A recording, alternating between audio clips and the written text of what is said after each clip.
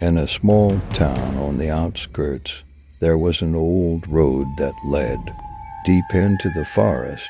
The townsfolk called this road the Black Road, and it had an eerie secret at the end of it.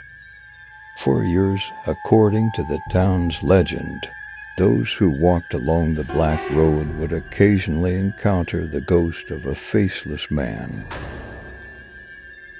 This ghost would secretly enter people's dreams and bring their deepest fears to life. Nobody knew if the ghost was real, but everyone trembled at the thought of its existence. A young man named Peter, when he heard about this story in town, initially dismissed it as a ridiculous legend. However, he couldn't quell his curiosity, and one night he set out on the road toward the cabin at the end of the Black Road. As he walked through the forest, the silence of the night surrounded him. Finally, when he reached the cabin, Peter stepped inside and found a room made of decaying planks. In the center of the room sat a man in a white suit, his face hidden behind a mask instead of a head. There was only an empty black void. Peter, horrified, began to back away and tried to leave, but the door slammed shut and locked behind him. The faceless man, entering Peter's dreams, turned his deepest fear into reality. Peter found himself trapped in a dark world with a faceless ghost. The town soon heard that Peter never returned, and the number of those who walked along the Black Road dwindled. However, the townsfolk still feared the faceless man's ghost, coming to them in the night, turning their worst nightmares into reality.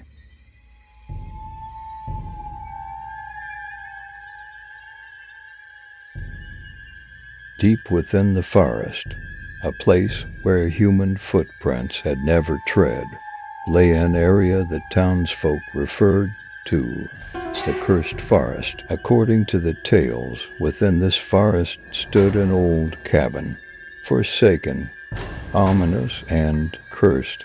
Emily, a young explorer, made up her mind to venture into this cursed forest on the outskirts of town. Everyone had warned her, but she boldly ventured deeper into the forest. As she progressed, the birdsong gradually faded, replaced by an eerie hum in the stillness of the air. Finally, deep within the forest, she stumbled upon a dilapidated cabin. Hidden among the trees, the door was slightly ajar, and the darkness inside beckoned her like a sinister call. Curiosity got the best of Emily, and she entered the cabin. The interior of the cabin was cold and damp, the windows boarded up, and an unsettling silence hung in the air. Emily noticed a dusty journal lying on an old table. When she opened it, she found pages filled with forgotten tales. The journal was a collection of memories, where a man who had once lived here poured out his inner thoughts and the solitude he endured. However, the last page contained the desperate pleas of a person who seemed to have gone insane, seeking refuge. Suddenly, the cabin's door slammed shut and locked behind her.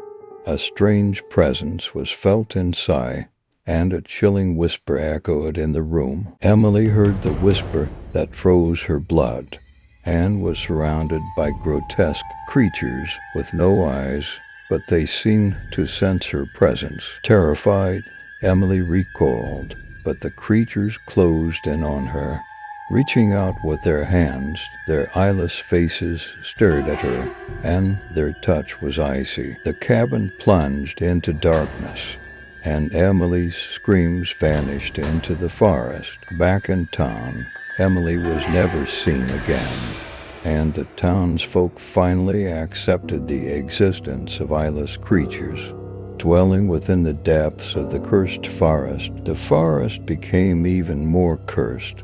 and no one dared to set foot in that area again.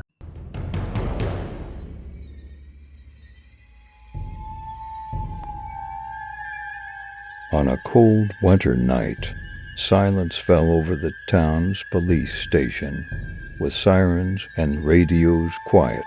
The town's peaceful residents could sleep easy, knowing the police officers were on duty. But this night was different. Sarah, who was on duty at the station, appreciated the tranquility and isolation that the night brought. However, something about this silence felt eerie, like an omen. She paused for a moment and got up from her desk to check the radio, but it was dead, devoid of any dispatch calls or news. As a violent snowstorm began outside, the sky darkened with an unsettling rage. Sarah, while staring out of the window at the snowflakes whirling by, heard a faint sound from the radio. However, the sound was distorted and incomprehensible. She hesitated for a moment, but the radio's sound grew louder and more intense. Sarah stepped outside her office and saw other officers at the station, their faces filled with horror, listening to their radios. The voice on the radio was strange, repeating a cryptic message: "Escape, run, the cliff." Hurriedly, they all rushed outside, driving their police cars towards the cliff despite the raging snowstorm. But when they arrived at the edge of the cliff, they were frozen in terror. There, at the precipice of the deep chasm, a horrifying entity stood. The entity was like a colossal shadow, faceless, contorted, and nightmarishly distorted. The voice from the radio emanated from its mouth, repeatedly uttering, "Escape, run, the cliff."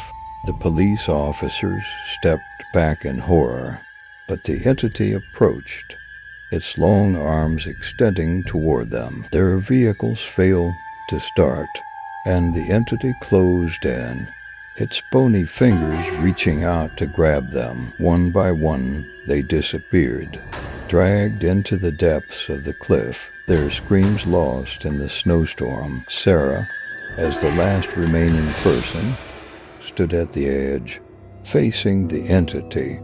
She had only a single shotgun to defend herself, but as the entity drew near, it began repeating its message in a louder and more terrifying tone. With one final desperate effort, Sarah fired her shotgun, hitting the entity, but it vanished, and Sarah was left in shock as she fell over the edge of the cliff. The townsfolk never saw Sarah again, and they were left with no answers, unable to comprehend the horrifying events that unfolded. The police station fell silent, and the isolated cliff remained a silent witness to the sinister secret it held.